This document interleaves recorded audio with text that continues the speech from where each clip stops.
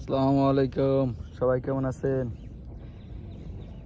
চলে আসলাম 40 দিনের মাথায় আবার সার প্রয়োগ করতে আমার জমিতে।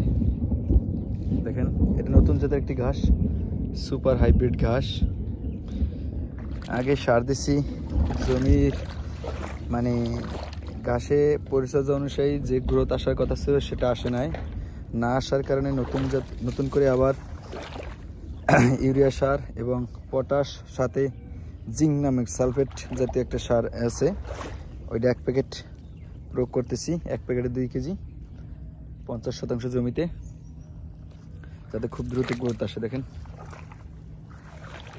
মানে আমার চাহিদা অনুসারে ঘাসটা গ্রোথ আসে না, এই কারণে আবার ব্যবহার করতেছি।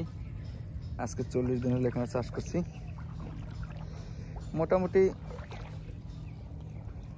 কাটার উপযোগী হয়েছে। খামার জন্য চাষ করলে ঠিক আছে, কারণ আমি আপনার চাষ করছি অনেক গ্যাপ দিয়া, 2 ফিট 3 ফিট এভাবে গ্যাপ দিছি, কারণ চারা তৈরি করার জন্য। দেখেন, 2 ফিট গ্যাপ। আর আপনারা খামার জন্য চাষ করলে 1 ফিট পরপর দিতে হয়, তাহলে আর কি খাওয়ানোর উপযোগী 40-45 দিনে হয়ে যায়। আমি চাষ করছি তো চারা করার জন্য, সবাই জানেন আমি চারা বিক্রি করি, এই কারণে গ্যাপ বেশি দিছি। তারপরও আলহামদুলিল্লাহ ভালোই ফলন আসছে। 40-45 দিনে যে গ্রোথ আসার কথা সেটা চলে আসছে।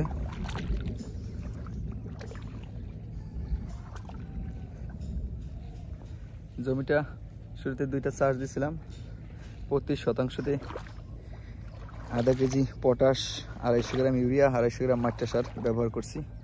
এরপরে আবার 3 নম্বর চাষ দিছি। চাষ দেওয়ার পরে ঘাস চাষ করছি। ঘাসটা চাষ করার পরে 10 দিনের মাথায় আবার সার প্রয়োগ করছিলাম। এরপরে আগাছা পরিষ্কার করছি 30 দিনের দিন। এরপর সার প্রয়োগ করতে একটু লেট হয়েছে। সার প্রয়োগ করে আজকে আবার সার প্রয়োগ করলাম। তো এই শেষ, ইনশাল্লাহ উপযোগী হলে এখান থেকেই আপনাদেরকে চারা ডেলিভারি দেবো। অন্য জমি থেকে এখন দিতেছি। আপনারা আপনাদের জমিতে, যে সব জমিতে 2 মাস 3 মাস 6 মাস বা 1 বছর পানি জমে, এই সব জমিতে এই ধরনের ঘাসগুলো আপনারা চাষ করতে পারেন। মোটা তাজা করেন আর ফ্যাটেনিং করেন, যাই করেন, গরু ছাগলের খামার করতে হলে ঘাসের কোনো বিকল্প নেই, ঘাস চাষ করতে হবেই। তো সেই ক্ষেত্রে অনেকেই নির্বাচন করতে ভুলে যায় কোন জমিতে কোন ঘাস চাষ করবে। দীর্ঘদিন পানি থাকে যেসব জমিতে, সেসব জমির জন্য এই ধরনের ঘাস চাষ করবেন।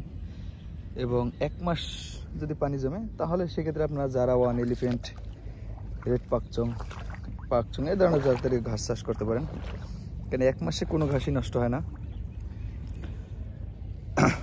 তো আজকের মতো এটাই দেখালাম। ইনশাল্লাহ পরবর্তীতে জারা ঘাস কীভাবে চাষ করে সেটা আপনাদের সাথে তুলে ধরবো। এরপরে আসবে ইন্দোনেশিয়ান স্মার্ট নোপিয়া, গুয়াতেমালা, ইতিপূর্বেও দিয়েছি, তারপর নতুন করে আবার দিব। আপনাদের মতামত জানাবেন ইনশাল্লাহ, কি হয় না হয়, কি অবস্থা। আশা করি, কারণ আপনাদের পরামর্শই অনুপ্রেরণা হিসেবে নিয়ে যাবে ইনশাল্লাহ। তাই আজকের মতোই এখানে বিদায় নিচ্ছি। সবাই ভালো থাকবেন, দোয়া করবেন এবং কমেন্ট করে জানাবেন। আল্লাহ হাফেজ।